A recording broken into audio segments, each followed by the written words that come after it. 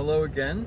My name is Jem, and although I'm not a therapist or life coach or any of that, I have a lot of experience following my dreams and flopping and flailing and not meeting those dreams. I've been a landscaper for 35 years, and in the beginning of my career, um, 40 some years ago, I had a pretty good idea that I wanted to landscape for a summer, and I did. And it made me a little bit of cash. I was working for somebody else at $8 an hour, and that was back then. Now, now is a different thing. I don't actually do that work anymore, and I've given up on that because I'm following a new path and new career for myself. But this is your path to find a way of doing your dreams and following what you need to, whether that's something that you've done before or something that you're doing or something that's very new to you. If you don't know what you're doing, I love that you're here and that you want to watch and see what comes up and find ways of getting through it. And if you're a pro at this, maybe you need a few tips to hone in. Who knows? I encourage you to stick with it if it's something that you're interested in. And if you're not, that you don't say anything negative, because I will delete it. I'm not a therapist, and I don't say that I am, and I don't share anything that is will put me in jeopardy. I'm not there. But what I will say is that whatever you've been doing all of your life that hasn't worked, there are reasons for that. And whatever you have done that has worked, if you're doing it really well, there's something that you have there that you can share with other people, like your success story. And while I have numerous success stories, I don't have any one success story, except that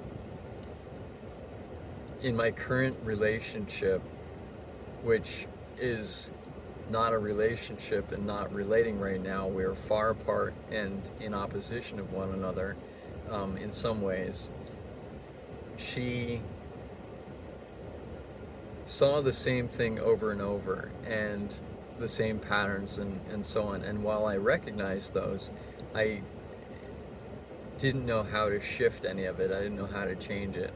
And until recently, very recently, 55 years of doing the same patterns and so forth, I've chosen the same way because I thought I had a good thing going and I followed my dream. But then I realized that unless you're fully committed and you know it's a profitable thing and so on, you can't totally follow it to begin with because you don't know what works. You can have that dream and unless you have the backing or support from someone else or something else and get the funding and follow through with that, you'll fail at your dream, and then you have to put your dream on the wayside or put it on the back burner or whatnot and do what you need to follow your dream. And if you haven't followed your dream at all, I suggest you start now. There are a few books in finding your path, and there are many resources that are out there, and I've read many of them say 15, 20 years ago. But all in all, it comes down to, are you following someone else's path, or are you in your passion following your own path? Think about what you want versus what you're doing. What is your ideal self? If you were to take a little bit of time and write down, say just 5 minutes, like do a 5-minute write-up of like, I wish I was da da da da. I have no idea what that would be. So I used to think when I was a kid, I wish I was a What did I think about? I don't even remember, but let's say I wish I was a successful landscaper or gardener or whatever. And I didn't hone in on one skill. So I started working for other people and learning about landscaping, and then I started my own business, but I didn't know what I was doing. And I was working for other people for $8 an hour, and I bumped up to $10 an hour. And this was back in the 80s, 1980s. And then after a few years, I raised my money when I started to hone in on things, and then I became good at it, at certain things, and I put out flyers, and I got clients, and I built a little bit of a following or clientele. And my idea at the time was keep the client as long as possible. You don't want jobs where you just come in, do something quick, and leave, like contract jobs. But I did a few contract jobs back then, and they were verbal contracts until I learned something better. And until I bumped up a few years later. Every few years I would bump up. So I figure whatever age you are starting out, there's an equivalent price, starting price. And every 5 years you come up another $5 or $20 or whatever it is, because you have greater experience in that area. And you just keep coming up to support yourself until you realize that the whole thing isn't working, you're not getting what you want, you're doing what everybody else does, and you decide to make a switch. And sometimes that means dropping everything and making a major change. And sometimes it means getting the support and backing from somebody else or your clients, or sometimes it means honing in on one thing that you really love and that you're good at. And if you're not honing in on any of that and not doing any of that, stop, give yourself a day off, take a break, and consider that you could be doing something different, that maybe you're off your path, you're following something that you thought you were on, but now you're just following someone else's ideas. Stop, reconvene, understand that this is what happens when we have to pay the bills, and so forth. Keep that job while you work on what it would be to be your ideal self. Outline it, preface it, give yourself an outline to begin with, elaborate on that one thing, and elaborate on all of what that would look like. Devise a plan for yourself. All I'm offering here is sharing how I go through things and my process of what did and didn't work. And at this point in my life, one of the things that works, if you look across my whole array of videos, I have a lot of skills and I have a lot of things that I'm interested in, and I'm not putting out one thing, but I put out some sample videos to see where it goes. Those are the entertaining Catahoula dog videos and a few tidbits of me, and some of them got a lot of hits.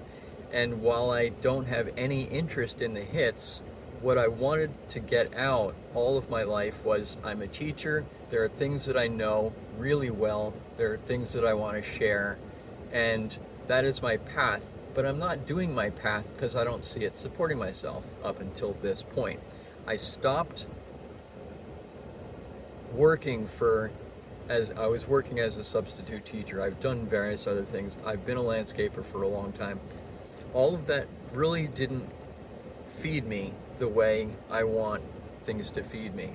I want to be a teacher. My parents were both teachers. I pushed it away for the longest time because that's not really what I want. I worked in the public schools. I've been working in the public schools in the area where I work now for 3 years, and it doesn't really work for me. It feeds me a little bit, but it was something to fall back on after I broke my ankle. It was something to get a job that I could get while I was unable to work my regular job. So I let landscaping go. I started substitute teaching. I started working as a PCA, personal care attendant.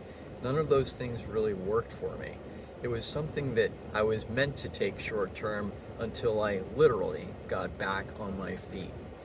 And I set myself up with some really high goals because a friend of mine inspired me by saying simply, if you set your goals low or don't set goals, you'll be able to meet them and you'll have lots of, and you'll do whatever. But if you set impossible goals for yourself, look at what you want, set an impossible goal for yourself, and go for that goal with a timeline or whatever.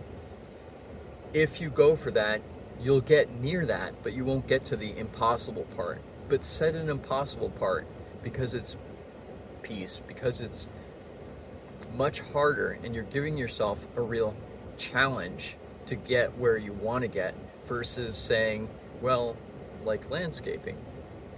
I want to be a landscaper because it's fun. It's nice to be outside. I love the outdoors. I don't like dealing with people as much, but I was a medium between the people and the landscape, and I see myself as being able to work with the outline of what they want, know the budget, and know what to do within that budget to make their landscape what they want, and give them 3 different packages, one the cheap side, one the medium side, and one more my goal of how it would work with a long range plan, maintaining it, new things, and so on. My goal was to keep my clients as long as possible and year round and do other things and spread into other areas. And while that worked for a little while and I was doing pretty well, in the late 1990s and into the early 2000s, 2010-ish, I was making $42,000 a year. And I thought that was pretty good, but I wasn't thriving. I didn't do everything that I wanted to, and I wasn't getting all of my needs. Come pandemic and come shattered ankle and so forth, I had to change everything. So I sort of dropped landscaping, only went into consultation, and I still wasn't bumbling. I was just barely staying above water, and I'm still in a lot of debt. So I've changed again because I've seen the entire last 55 years as sort of a blur of trying things. Going forward, I'm really honed on teaching and sharing with the world what I know to see what comes back. Thank you for watching, and please consider subscribing and sharing this with your friends. And at some point, I will monetize these, and you're welcome to subscribe and pay for a subscription. I will have one video a week, a longer video going forward if I have a really good success with these. So thank you again. I appreciate your connecting and being here. Have a wonderful day and stay inspired and keep looking for what it means to be on your path. Cheers.